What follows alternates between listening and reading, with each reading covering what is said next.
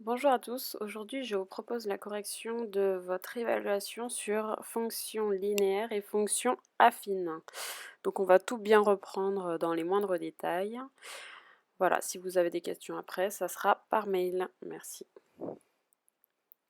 Alors, pour commencer, exercice seuil de rentabilité. On vous donne la situation. On vous dit qu'une entreprise de transport routier souhaite déterminer le seuil de rentabilité d'un camion. Ce seuil est atteint lorsqu'on vous dit que le chiffre d'affaires qu'on note CA dépasse le coût total.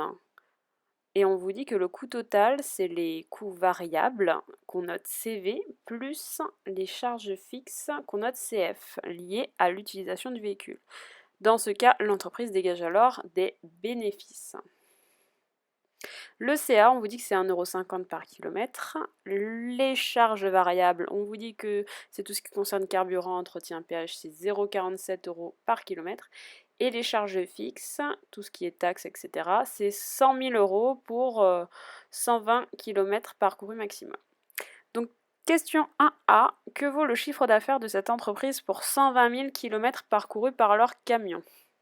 Donc là, on vous parle du chiffre d'affaires. Donc on va aller regarder tout ce qu'on a surligné en orange.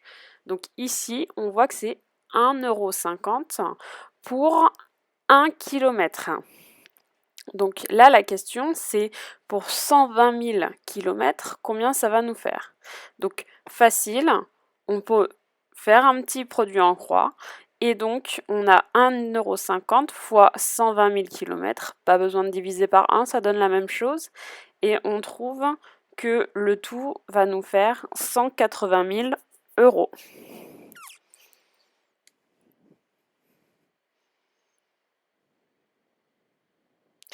Question 1B. Pour cette même distance, quel sera le coût total lié à l'utilisation du véhicule?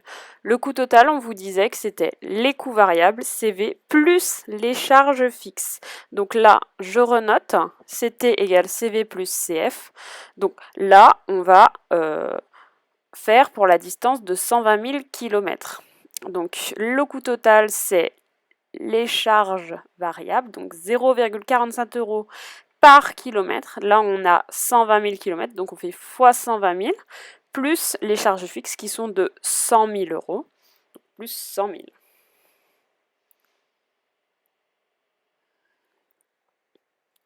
On a donc 56 400 plus 100 000, ce qui nous donne 156 400 € pour le coût total pour 120 000 km parcourus. Et question 1C, en déduire les bénéfices réalisés par l'entreprise si le camion parcourt 120 000 km. Donc, tout ce qui concernait les charges, le chiffre d'affaires, c'était des gains, les gains de l'entreprise.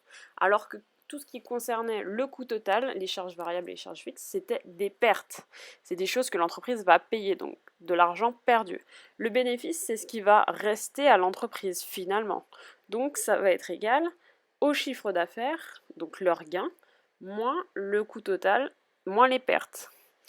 Donc on reprend avec nos chiffres. Le chiffre d'affaires était de 180 000, moins le coût total qui était de 156 400, ce qui nous donne donc des bénéfices de 23 600 €. Petit 2. Le comptable désigne par X le nombre de kilomètres parcourus et f de x le coût total. On vous dit, en vous aidant de l'énoncé, donnez l'expression algébrique de la fonction f. F, c'est le coût total. X, le nombre de kilomètres. Je le renote dans un petit coin pour bien le voir. Donc, reprenons l'énoncé. On nous disait quoi? Qu'est-ce qu'on nous disait? C'est vraiment par rapport à l'énoncé qu'il faut réfléchir. Donc, on vous disait que le coût total, c'était les charges variables plus les charges fixes. Le coût total, on vient de dire que c'est quoi? On a dit que c'est f de x, donc je peux le remplacer par f de x, égale. Les charges variables, on a dit que c'est 0,47 € par kilomètre, donc fois le nombre de kilomètres. Et le nombre de kilomètres, on a dit ici qu'on l'a noté x. Plus les charges fixes, on a dit que c'est 100 000 €. Ça ne bouge pas, c'est fixe. donc 100 000 euros. Donc au final, f de x égale 0,47x plus 100 000. Petit 3, on vous dit que le chiffre d'affaires est modélisé par la fonction g définie par g de x égale 1,5x avec x entre 0 et 120 000. D'où est-ce que tout ça sort? Tout ça sort de notre énoncé. G de x égale 1,5x, 1,5 euros par kilomètre, on avait dit, pour le chiffre d'affaires. Donc 1,5 fois le nombre de kilomètres qu'on note x dans notre cas. Donc cela ne sort pas de nulle part, on n'a pas sorti ça du chapeau. C'est vraiment en fonction de nos données. Donc là, dans notre cas, on vous demandait de calculer en petit a g de 40 000. Donc on va utiliser la formule, ça va nous donner 1,5 fois, alors je rappelle, x, on va le remplacer par 40 000, donc fois 40 000, ce qui nous donne 60 000. Ça veut dire quoi? Ça veut dire que le chiffre d'affaires pour 40 000 km parcourus, c'est 60 000. Point. Pareil pour 120 000, 1,5, je remplace le x par 120 000, donc 1,5 fois 120 000, et ça, vous l'avez déjà calculé tout à l'heure, ça donne 180 000 euros. Donc pour des 120 000 km parcourus, 180 000 euros de chiffre d'affaires. Maintenant, on vous disait de tracer la fonction g sur le graphique. Donc là, on va utiliser nos données. On a x. X, c'est ce qui est dans la parenthèse, donc 40 000. On a f de x, le résultat, c'est 60 000. Donc, je vous ai entouré ça sur le graphique. On va utiliser notre règle. Donc, on va la placer dans un premier temps verticalement au niveau du 40 000. Et on va venir tracer. Donc moi, je trace en pointillé quand il s'agit de ça. Et ensuite, je la place horizontalement au niveau du 60 000. Je trace en pointillé. Et là, je vais mettre une croix au niveau du point d'intersection de mes deux droites en pointillé. J'ai mon premier point. Maintenant, je vais utiliser les données de notre autre calcul. Donc, on avait x égale 120 000 et g de x qui était égal à 180 000. Donc, même chose, je prends ma règle, je trace, première droite en pointillé, ensuite droite horizontale au niveau de 180 000 en pointillé, je mets mon point au niveau de l'intersection de ces deux droites, et maintenant je reprends ma règle, je la place bien, je fais bien attention, je mets bien sur mes deux points. Là, je vois même que ça va passer par 0. Et oui, g de x est une fonction linéaire. Elle passe par 0. Donc, c'est une situation de proportionnalité. Et là, j'ai bien la courbe de g. Maintenant, petit 4, on vous demandait de choisir une méthode afin de déterminer précisément le kilométrage au bout duquel le chiffre d'affaires sera supérieur au coût total parmi les propositions suivantes. La première était de tracer la fonction g sur le graphique, puis déterminer les points d'intersection de f et g. Donc c'est ce qu'on vient de faire, et on vous disait que c'était très précis. Ce qui est faux, c'est une méthode approximative. Vous n'allez pas avoir un chiffre au kilomètre près. Là, c'est très approximatif. La deuxième méthode, c'était tracer les fonctions f et g sur la calculatrice, puis déterminer le point d'intersection à l'aide de la calculatrice, et c'est très précis. Oui, c'est très précis. La troisième méthode, réaliser un tableau de valeurs sur la calculatrice avec f et g et trouver à quel moment les valeurs seront les mêmes. Là, on n'est pas du tout dans un cas, une méthode rapide, parce que ça nécessite des réglages et de faire des modifications, donc on perd du temps. Donc c'était la deuxième méthode qui était la bonne. Maintenant, petit 5, à l'aide de la calculatrice graphique, on vous demandait de trouver les points d'intersection, on vous donnait la méthode. Donc les points d'intersection que vous auriez dû trouver, c'était 97 087,38 environ, et y, on avait 145 000 environ. Donc là, on vérifie sur le graphique que vous avez fait tout à l'heure. On a mis un point au niveau de là où les deux droites se coupent. Je prends ma règle, je viens tracer. Donc une première droite verticale, la deuxième, pour déterminer les coordonnées de ce point d'intersection. Tac, je positionne bien. Il faut être le plus précis possible. Et maintenant, donc on voit au niveau de l'axe des X, on coupe quelque part entre environ 97.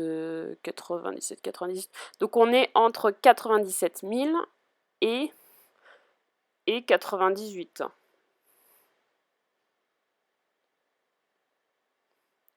Et par rapport aux valeurs des Y, on se trouve quelque part entre 140 000 et 150 000.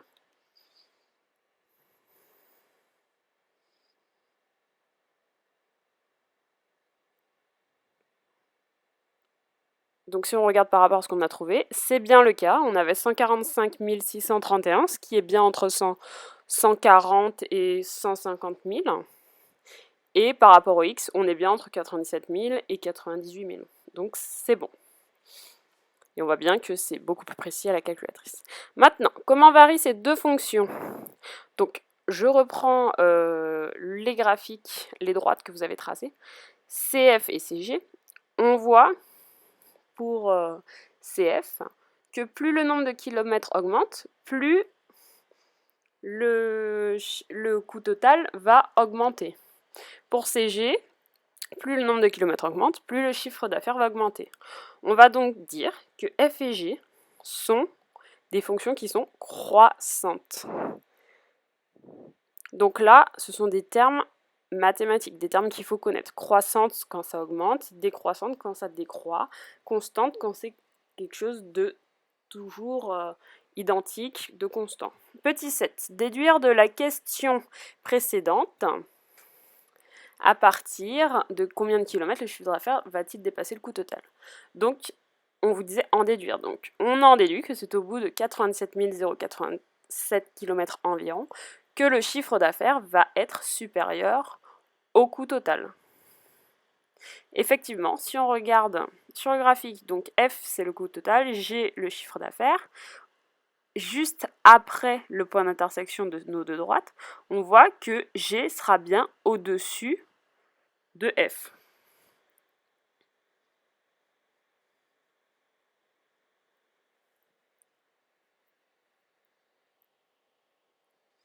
Petit 8. Le comptable a-t-il bien raison de dire que le seuil de rentabilité est atteint pour une distance parcourue de 95 000 km par le camion? On vous dit que le seuil de rentabilité d'un camion est atteint lorsque le chiffre d'affaires dépasse le coût total. Sauf que là, ce qu'on vient de dire précédemment, c'est que le chiffre d'affaires doit être supérieur au coût total pour qu'on détermine le seuil de rentabilité. Là, ça veut dire que G doit être supérieur à F.